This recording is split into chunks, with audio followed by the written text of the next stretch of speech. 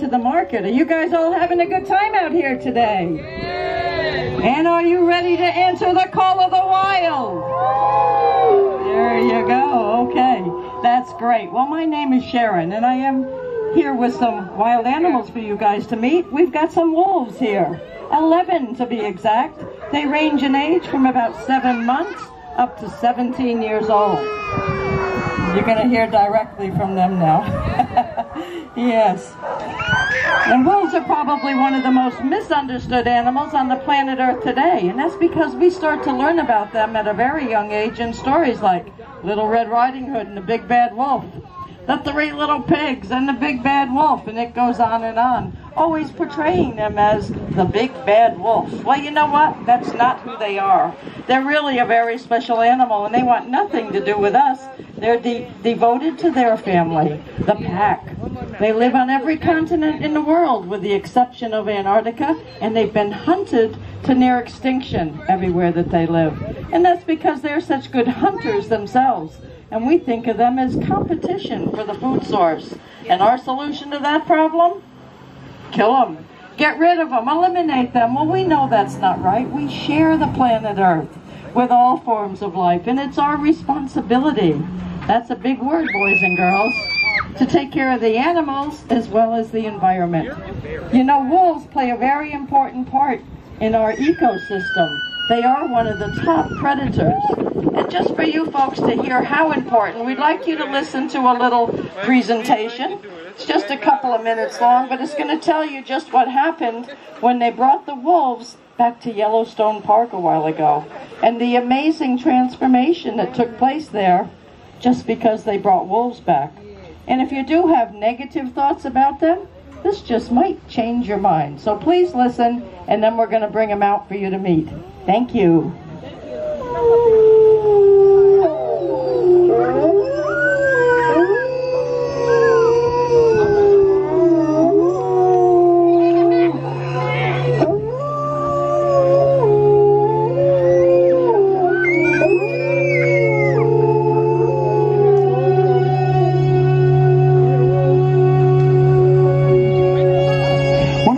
Exciting scientific findings of the past half-century has been the discovery of widespread trophic cascades. A trophic cascade is an ecological process which starts at the top of the food chain and tumbles all the way down to the bottom. And the classic example is what happened in the Yellowstone National Park in the United States when wolves were reintroduced in 1995. Now, we all know that wolves kill various species of animals, but perhaps we're slightly less aware that they give life to many others. Before the wolves turned up, they'd been absent for 70 years, that the numbers of deer, because there was nothing to hunt them, had built up and built up in the Yellowstone Park, and despite efforts by humans to control them, they'd managed to reduce much of the vegetation there to almost nothing. They'd just grazed it away. But as soon as the wolves arrived, even though they were few in number, they started to have the most remarkable effects.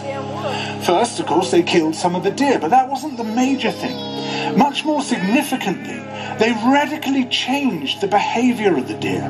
The deer started avoiding certain parts of the park, the places where they could be trapped most easily, particularly the valleys and the gorges. And immediately those places started to regenerate. In some areas, the height of the trees quintupled in just 6 years. Bare valley sides quickly became forests of aspen and willow and cottonwood. And as soon as that happened, the birds started moving in. The number of songbirds, of migratory birds, started to increase greatly. The number of beavers started to increase because beavers like to eat the trees. And beavers, like wolves, are ecosystem engineers. They create niches for other species. And the dams they built in the rivers provided habitats for otters and muskrats and ducks and fish and reptiles and amphibians. The wolves killed coyotes, and as a result of that, the number of rabbits and mice began to rise, which meant more hawks, more weasels, more foxes, more badgers. Ravens and bald eagles came down to feed on the carrion that the wolves had left.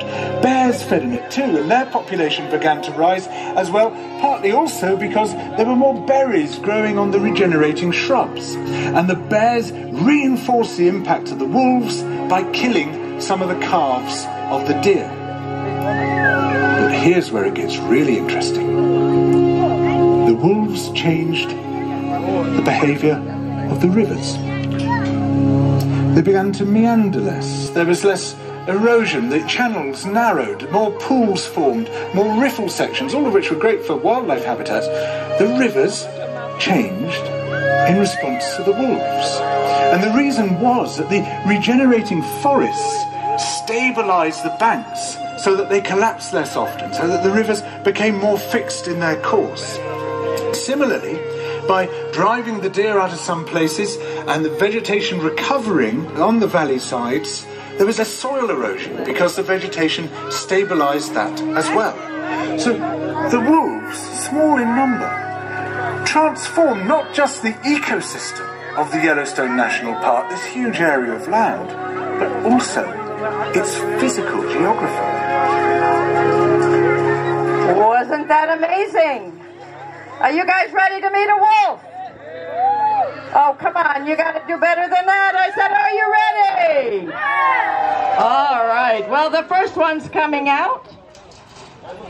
Please welcome Seaton and Blanca. Come on, girls. Come on, boys. Hey, come here. Come on, come on, come on. Outside. These guys are the newest members to our show. And besides that, they're also the new and upcoming alpha male and female of this group. What does that mean? They're the boss, the leader of the pack. Everybody's going to listen to these guys. And if they were in the wild, they would be responsible for the pack, taking care of them, guiding them, teaching them. That's their job. Now these guys are young. They're about 2 years old now. So they're just kind of fitting into their position. But we see the behaviors coming out very strongly in them, very quickly. Come on over, girls. Come here. Let's see if we could take a look at one of these guys up close. Come here. Come here. Seaton or Blanca. Blanca, come here.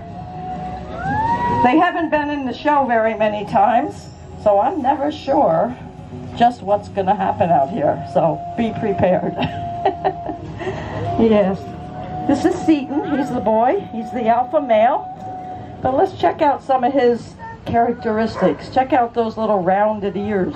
That's so on those cold winter nights, the tips of them won't freeze off. That long snout for getting into the foxholes, the rabbit holes. They love white-tailed rabbit. Those golden yellow eyes, so typical of a wolf. And of course the long legs and big feet. If you look at a wolf's foot up close, you'll see that the two center toes are quite a lot longer than the others. And that gives them a little better traction when they are out there on the hunt. Good boy. You can go now. Go ahead. And wolves in their pack form can easily take down deer, elk, even a buffalo. They are amazing hunters. Hey, hey, hey. Hey, what are you doing in here? You're getting in trouble. That's what you're doing. Get out of there. Come on. Outside. Go on. Outside. Come on. Out, out, out. Go ahead. Yes. Come here. Blanca. Blanca's the female. Come here, girl. Come here. Come here, come here, come here. And sometimes she likes to get her belly rubbed there. Yeah, she likes to get her belly rubbed. And then she bites me. Because that's how wolves say hello, by biting you, holding on to you with that jaw. Right? Yes. Come here. Do you want to show them what you can do? Come here. Come here. No, no, this way. Come on. Roll over. Over. Good girl. Once more. Over. Come on. Once more. Good job. Let's hear it for Blanca. Huh? Isn't she amazing? Yes, that's a good girl. Thank you. Thank you, girl. Now, we all know that wolves live in a pack. There could be anywhere from 5 up to as many as 20 wolves in any one group. I better see what they're doing in here. Getting into trouble. Hey, leave that alone. They're going to pull the whole freezer outside. Come on, guys, over here. They're hungry. Come here. Come here. Come here. Let's go. No. Let go. Let go. In you go. Come on. Come on. Come on. Come on.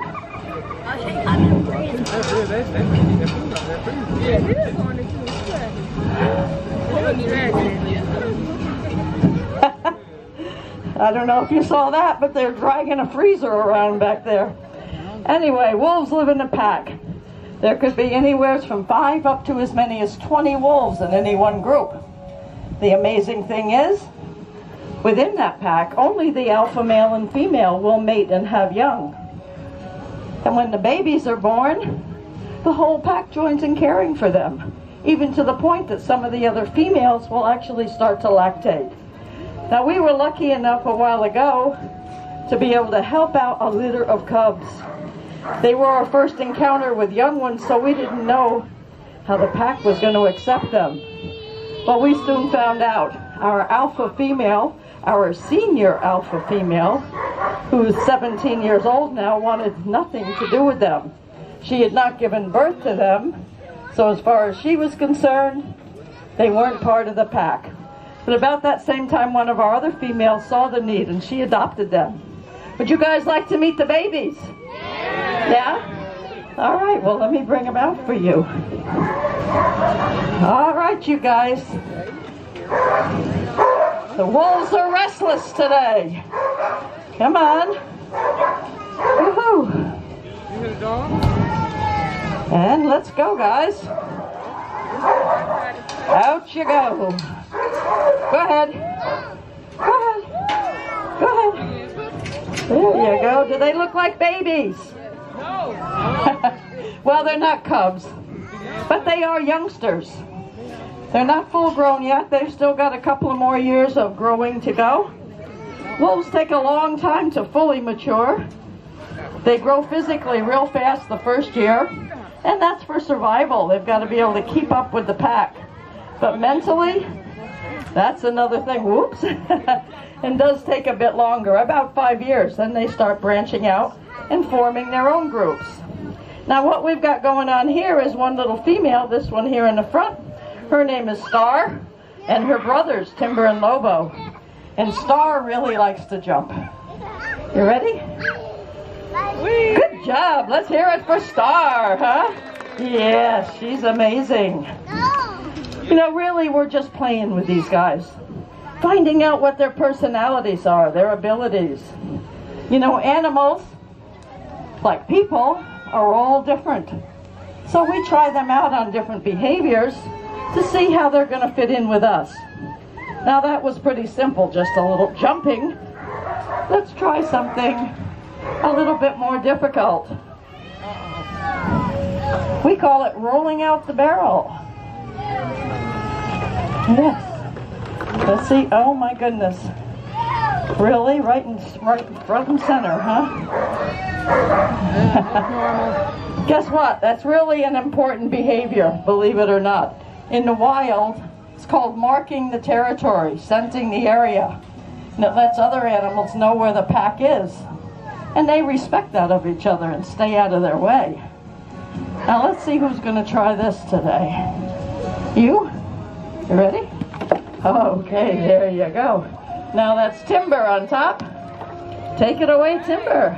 Good job. Go ahead. You can do it. You can do it. Good boy. Now bring it back. All the way back. Go ahead.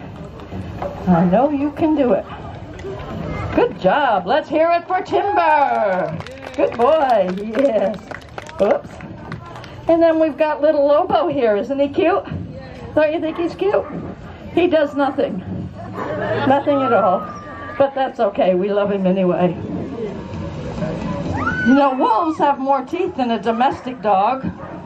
And their jaw strength, or pressure, is twice that of a pit bull. They have about 1,500 pounds of pressure in that jaw.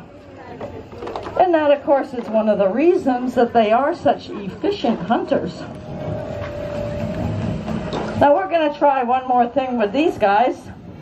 We call it the wolf playground because you don't train wolves. They're not like a dog. They have a totally different personality, mentality. So we have to find things that they want to do or like to do, and then we hope that they'll do it when we ask them. Believe me, it doesn't always work just the way we have it planned. But let's see what's going to go on here. We're going to use a treat. That's called positive reinforcement. We ask them to do a behavior, and they get a treat. Right? Come on. The treats they're getting is meat, and these guys eat about 5 pounds of raw meat every day, and that's each one of them. So you know what our grocery bill is. Hey! And we've got some sneaky ones here. Let's do this a different way. All right, go ahead.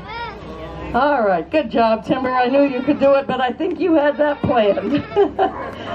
You and Star had a plan. Okay, that's good. Thank you. You can stop now. Good enough. Well, sometimes we have too much fun here at the playground. Maybe if you guys would give him a really big round of applause, huh? He'd know that he can stop. There you go. Good job. Thank you, Timber. And away they go. Well, you guys met the alpha male and female. You met the babies. Would you like to meet the rest of the pack? Are you sure? Oh, wow. Okay. Well, let me bring them out. All right. You guys are done. Thank you. You did so good. You did great. Thank you. Thank you. Good boys. There you go. For you. For you. Get over there. Go ahead. Okay. Babies are in. And here come these noisy ones. Yes. All right, you guys. Out you go.